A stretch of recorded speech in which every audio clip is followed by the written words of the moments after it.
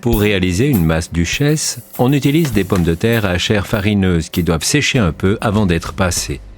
La cuisson à la vapeur convient mieux que les bouillir. Grâce au séchage et à la teneur élevée en amidon des variétés de type chair farineuse, on obtient une masse de consistance légère et mousseuse.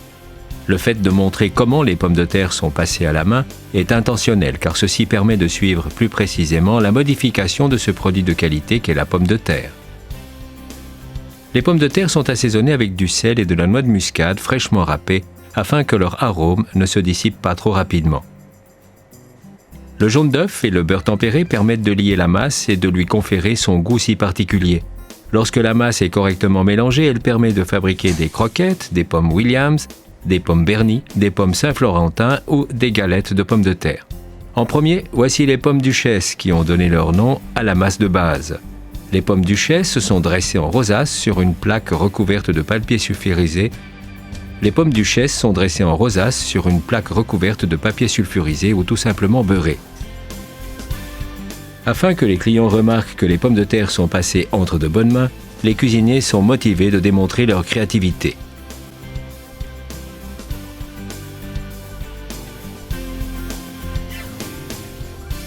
La préparation est badigeonnée avec un mélange de jaune d'œuf et de crème avant d'être enfournée.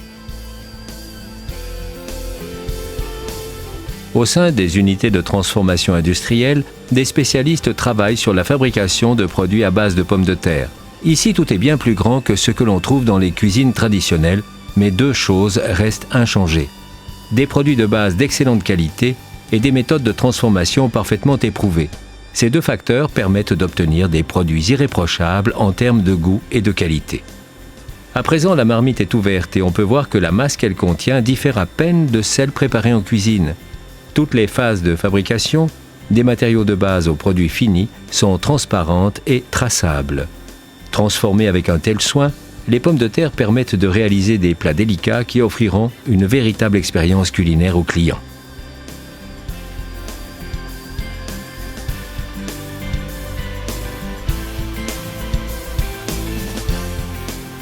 Dorées à l'extérieur et de jolie forme, elles sont immédiatement congelées et emballées après cuisson.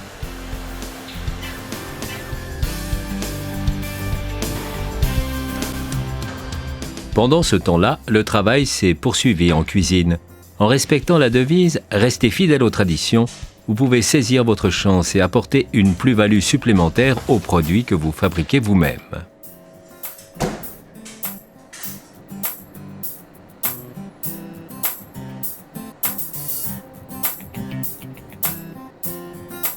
Réalisées de cette façon, vos pommes duchesse seront un véritable délice. C'est la même masse, mais exempte de beurre, que l'on utilise pour la fabrication de boulettes de pommes de terre en tout genre. Une fois la masse introduite dans une poche à douille, des rouleaux d'un diamètre de 2 à 2,5 cm peuvent être dressés sur une plaque retournée et farinée au préalable. Bien rouler et couper des morceaux de taille égale. Ensuite, réaliser de petites boulettes de taille un peu inférieure à celle d'une balle de ping-pong. Préparés de cette façon, ils peuvent maintenant être individuellement panés.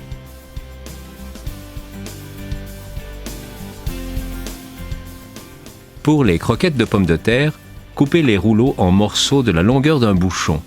Grâce à leur capacité d'absorption élevée, les croquettes de pommes de terre conviennent parfaitement pour accompagner les plats de viande, même avec une sauce.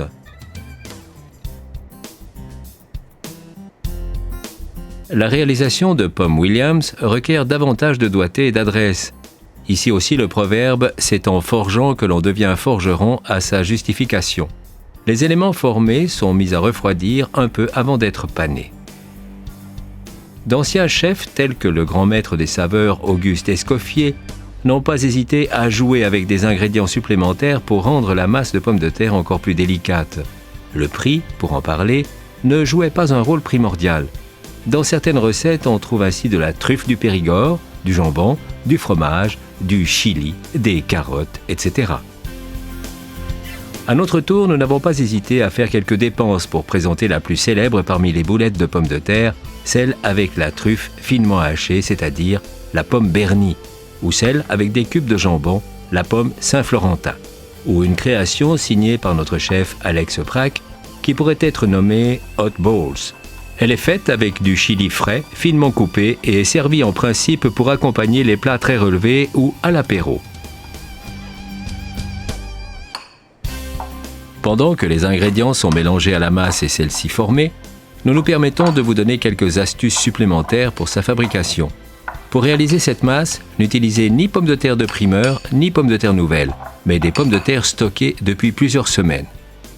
Au terme de la cuisson, de préférence à la vapeur, les laisser dans le four pour permettre l'évaporation de l'humidité et les laisser un peu sécher. Un mélange chaud est plus facile à travailler qu'un mélange déjà refroidi. 25 g de beurre pour chaque kilo de pommes de terre permettent d'obtenir un contenu moelleux. Alors, ces boulettes ne mettent-elles pas l'eau à la bouche? Après l'étape de refroidissement, les boules peuvent être panées. Si vous pouvez les trouver, 2 mains supplémentaires faciliteront ce travail. Passez les boules d'abord dans la farine, puis dans l'œuf battu et enfin dans la panure. Ainsi panées, les pommes Williams et les croquettes de pommes de terre ont jadis introduit de nouvelles tendances dans la cuisine classique.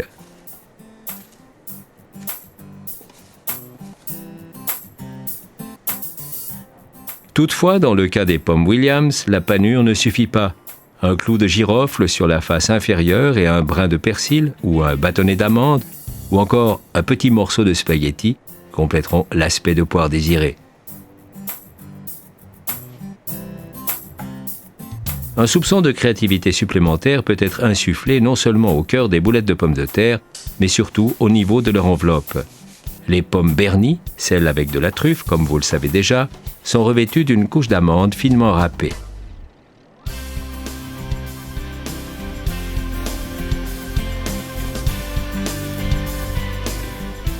Comme on peut le constater, cette masse à base de pommes de terre offre aux cuisinières et cuisiniers de captivantes perspectives en matière de créativité. Une bonne occasion pour puiser dans sa propre imagination et mettre ses idées personnelles en pratique. D'ailleurs, c'est grâce à une idée qui fut transposée directement que la pomme Saint-Florentin existe encore à ce jour. Entourées de vermicelles des plus délicates, non cuites ou encore de pâtes à potage, elles apparaissent un peu poilues, si vous permettez l'expression. Regardez attentivement comment le cœur ardent de cette création est enveloppé dans un manteau de coco, l'accompagnement parfait pour les plats à base de curry. Même les clients les plus exigeants sauront apprécier ces highlights culinaires variés.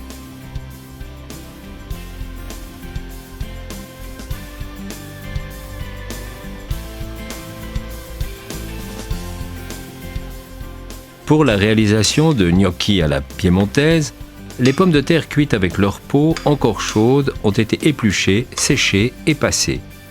Puis assaisonnées avec du sel, du poivre blanc et de la noix de muscade râpée.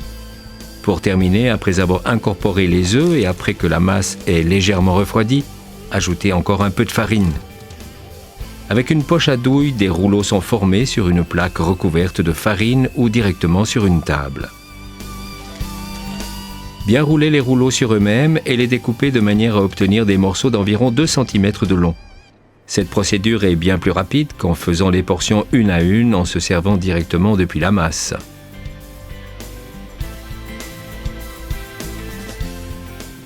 À l'aide de la paume de vos mains, roulez à présent ces morceaux de la taille 2 de caille pour obtenir des formes rondes.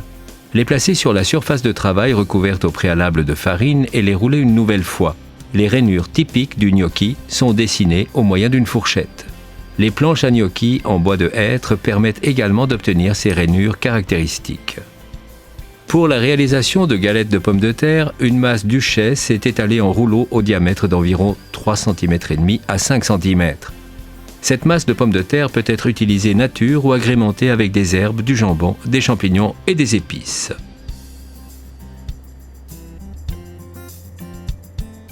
Aujourd'hui, certaines choses appartenant au passé, faisant leur retour dans le métier de cuisinier, voici ici la manière de fabriquer soi-même un tampon en pommes de terre.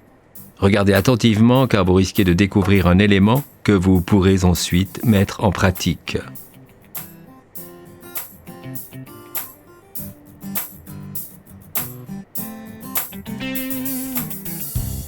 Il faut d'abord découper la pomme de terre pour faire le manche. Puis, sous la partie inférieure de la pomme de terre, on grave un motif en forme de grillage. En maîtrisant cette technique, on peut laisser jeu à sa créativité personnelle et réaliser des motifs qui permettront de proposer des plats à l'aspect très individuel.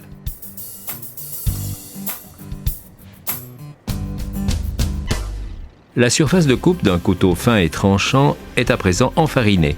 Ceci permet d'éviter que le couteau adhère à la masse lors de la découpe des rondelles d'environ 1 cm d'épaisseur.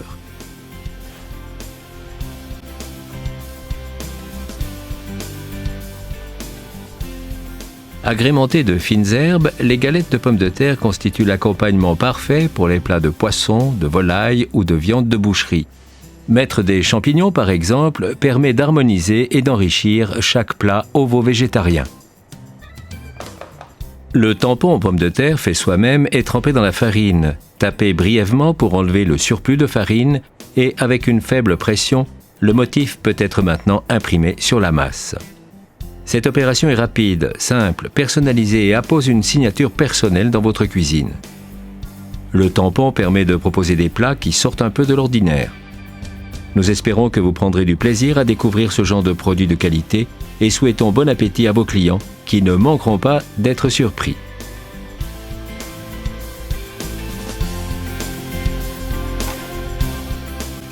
Les pommes dauphines sont réalisées à partir de pommes de terre cuites à la vapeur, épluchées à chaud et immédiatement passées.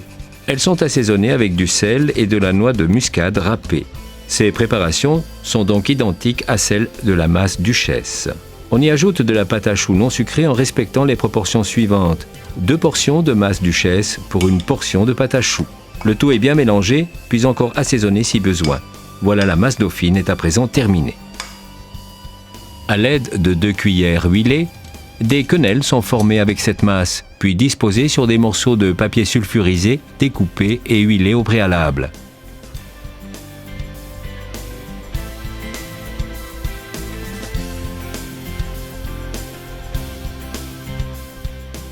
En ajoutant du fromage râpé, de préférence du Sbrinz comme le prétendent les connaisseurs, on obtient la masse de base pour les pommes lorettes.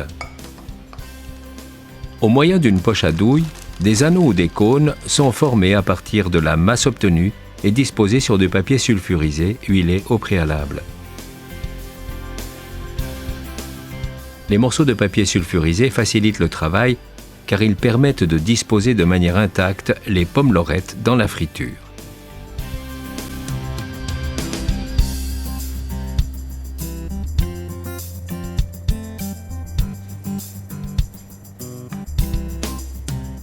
Les modes de cuisson des pommes de terre se sont développés au fil du temps. Seuls ceux qui les maîtrisent et les utilisent parfaitement pourront obtenir des produits de qualité optimale. Les frites sont pré-cuites à une température de 140 degrés Celsius afin que leur cœur soit tendre et qu'elles ne présentent pas de changement de couleur au niveau des zones de découpe. Il convient ensuite de les faire égoutter et de les disposer sur du papier de cuisine pour les faire refroidir. Une fois lavées et bien séchées, les pommes chips sont passées en une fois à la friture à une température de 170 degrés Celsius. Il n'est pas nécessaire de les pré-frire.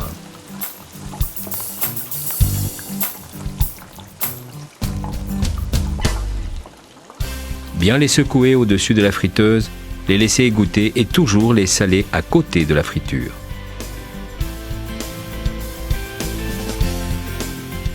Les produits fabriqués à partir d'une masse duchesse ou d'une masse dauphine, tels que les pommes bernies, sont systématiquement et directement frits en petite quantité à une température de 175 degrés Celsius. Ce n'est qu'en surveillant de près leur cuisson que l'on obtient des produits au cœur tendre qui fondront sur la langue.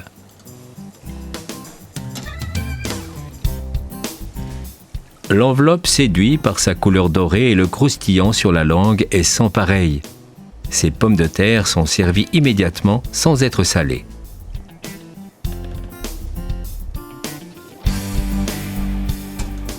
Frire signifie faire cuire dans une matière grasse bouillante. Ce type de cuisson convient également pour les pommes dauphines et les pommes lorettes. Les morceaux de papier sulfurisé s'avèrent ici très pratiques.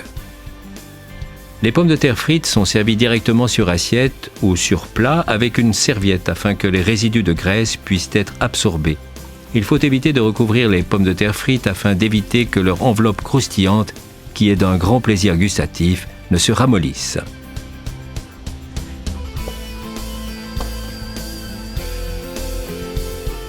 Les pommes de terre destinées à être transformées en masse, en purée ou encore en pommes de terre au lait ou en neige peuvent être cuites avec ou sans peau dans une eau bouillante salée. La perte des substances nutritives est moins élevée quand les pommes de terre sont mises dans de l'eau chaude au lieu d'eau froide. Une simple pression du doigt sur la pomme de terre permet de savoir si elle est cuite ou pas. Les pommes de terre nature sont, avec les pommes de terre en robe, les préparations les plus connues du mode de cuisson bouillir. Cette cuisson par ébullition peut toutefois être remplacée par la cuisson à la vapeur. Le mode de cuisson braisé est démontré à travers l'exemple des pommes de terre au bouillon. Faire revenir des légumes taillés en brunoise, y ajouter les pommes de terre découpées en cubes et blanchies et juste couvrir le tout avec un bouillon. Blanchir permet d'obtenir une couche à la surface des pommes de terre grâce à laquelle elles ont moins tendance à se défaire lorsqu'elles sont braisées. Couvrir la préparation, braiser jusqu'à ce qu'elle soit à point et garnir avec du persil ou de la ciboulette avant de servir.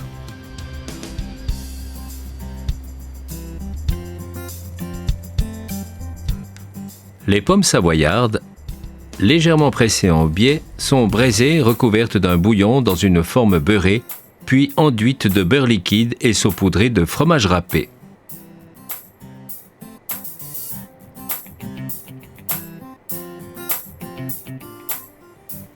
Plus précisément, non recouvertes au four à une température de 180 degrés Celsius.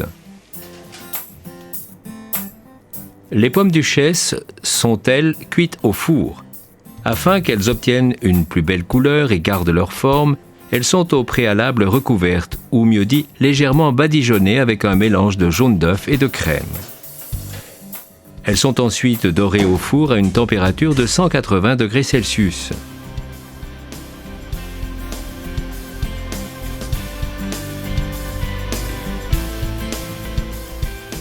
Les pommes de terre coupées en fines rondelles pour un gratin de pommes de terre ont déjà été affinées et cuites dans un mélange de lait et de crème. Elles sont disposées dans un plat frotté à l'ail et recouvertes d'un peu de crème et de fromage râpé.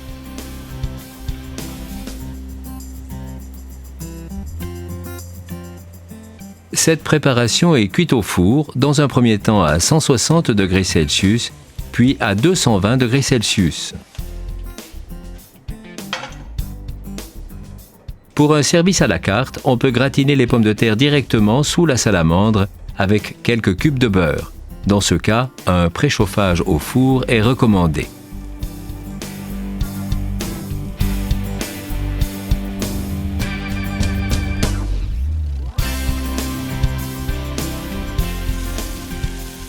Rissoler est le mode de préparation des pommes boulangères. La différence entre cuire au four et rissoler est que la cuisson au four se fait sans matière grasse, alors que rissoler se fait toujours en combinaison avec de la matière grasse. Dans le four, les tranches de pommes de terre blanchies et assaisonnées sont régulièrement retournées dans la matière grasse et deviennent bien dorées. La finition se fait avec des rondelles d'oignons cuites en laissant le tout prendre un peu de couleur. Les pommes parisiennes ou les pommes château sont elles aussi rissolées au four.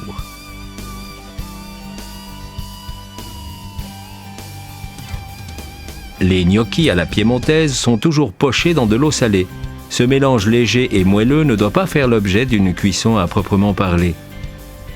Lorsque les gnocchis sont pochés, ils montent à la surface et peuvent être égouttés dans une passoire. Les gnocchis de pommes de terre légèrement dorés dans du beurre chaud, servis nature ou avec des herbes fraîches comme la sauge, la ciboulette ou le persil, sont particulièrement appréciés par les clients, que ce soit comme hors d'œuvre ou comme accompagnement.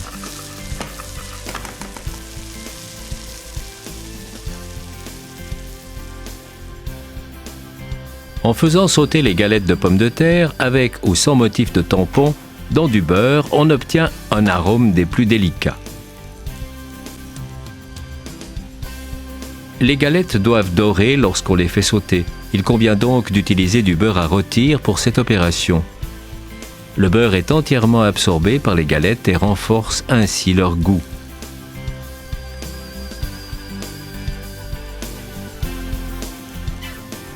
Il est également possible de faire sauter des pommes de terre sans les faire dorer pour autant. L'exemple des pommes de terre persillées le démontre. Avec du beurre frais et un peu de persil seulement. Un vrai régal. C'est en Suisse que fut créée avec la pomme de terre la spécialité nationale, les rösti. Les pommes de terre cuites dans leur peau sont laissées à refroidir. Elles sont ensuite épluchées, râpées et assaisonnées. Puis elles sont sautées dans de la matière grasse pour les faire dorer.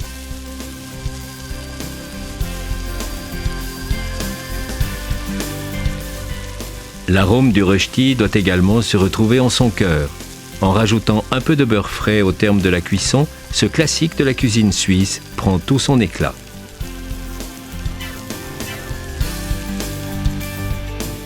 Non seulement les rösti que l'on fait sauter dans la poêle pour les retourner, mais tous les autres plats à base de pommes de terre sont aussi préparés de telle façon qu'ils puissent offrir le plus grand plaisir aux amateurs de bonne chair.